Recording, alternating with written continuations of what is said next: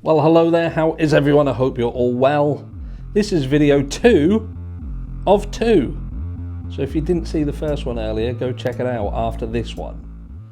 I want to get straight into the meat and potatoes and make this as short as I possibly can, because this is just in response to a video that I was tagged in, and it was a video that Daniel over at Drunk Turkey Show did. And look, what I'll say is I'm not a specialist, by the way. I'm not a professional. I am just someone who is interested in these cases, and I'd like to think that I do have a critical mind and some common sense as well. So this specialist goes on to Daniel's show, and I think what Daniel's trying to do is he's trying to explain why there was an absence of blood, perhaps in Bryan Kohberger's car. So trying to, as he is ex-law enforcement, he's trying to say, look, Bryan Kohberger could have still done this crime, but not taken blood throughout the house in his car, and that would therefore explain the lack of evidence in his car and his apartment, yada, yada, yada. And I get what he's trying to do. That, again, is his critical mind of an ex-law enforcement background, trying to support his boys. But this is the issue that I have with this. The person who he was talking to clearly didn't know a lot about the Idaho 4 case. He had to fill in the blanks with some of this about how long they had been left, for instance, which is, if you've been involved in learning about the Idaho 4 case, then you pretty much know about the delays, you know about that, but she was unaware of that.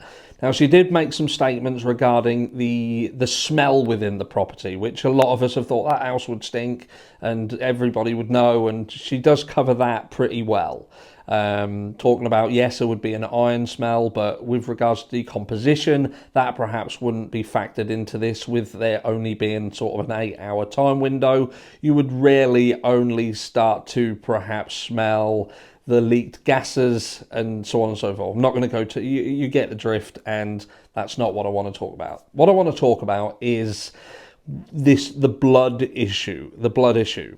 And this is what I have a problem with, is it was as if this person was asked about how this would have played out in the event that they were asleep. They didn't know what was happening to them, and it was bang, bang, bang, bang, done. Game over, and that was it. And that's not the true story. That's not the story here. That's not the story that runs in line with information that we have been told. We have been told this was a horrific crime scene. We've seen pictures and images of blood dripping on the walls outside. We have heard that where the positioning of these victims were does not correspond with being attacked while they sleep, and it was done, dusted, and game over. That's not how this played out. There was a hell of a struggle. That is what Steve Gonsalves stated. He said they put up a hell of a fight. We've heard about other injuries to fingers and things like that. So defensive wounds and again, without going into too graphic detail, that isn't what this person was being asked. This person and this conversation was as if these people had been sadly unalived while they slept and were unaware. And I can't buy it. I can't buy into that. I can't buy into, when you factor in what information we have been given by the aforementioned likes of Steve Gonsalves, that goes hand in hand with this professional's explanation of what you would expect in terms of blood splatter, ghosting or things like that, what you would expect, sort of medium velocity spray from this attack.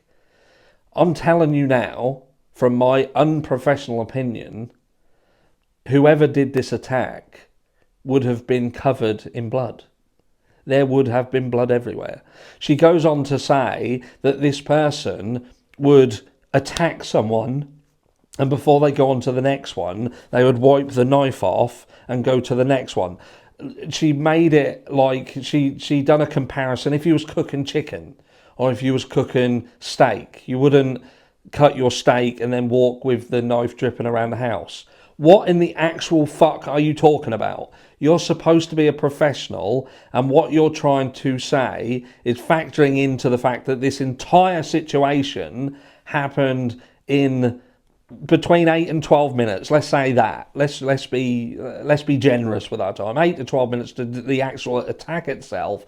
And what we're saying is it was treated like a chicken situation where this person has gone to one, then they've sort of gone to the next one. Make sure I've got nothing on me, and got it. Fuck off. Get out of it. I'm not fucking buying it.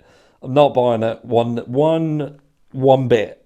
And look, I'm not taking away or anything from your training or anything like that. I'm just saying you didn't have the full story. You weren't given all of the information. You clearly didn't know a lot of the information that you needed in order to give an accurate answer to the question that you were asked. And therefore, what you said with respect of this crime, this attack, and the blood and the transfer of it, you're wrong. And again, that's my unprofessional opinion. Let me know down below if you saw it. If you didn't, head over there. It's only a short 6 minutes or so video over on the Drunk Turkey Show. And come back. Tell me whether I'm wrong. I'm up for being wrong. I can handle it. I'm a big boy. Catch you all in the next one.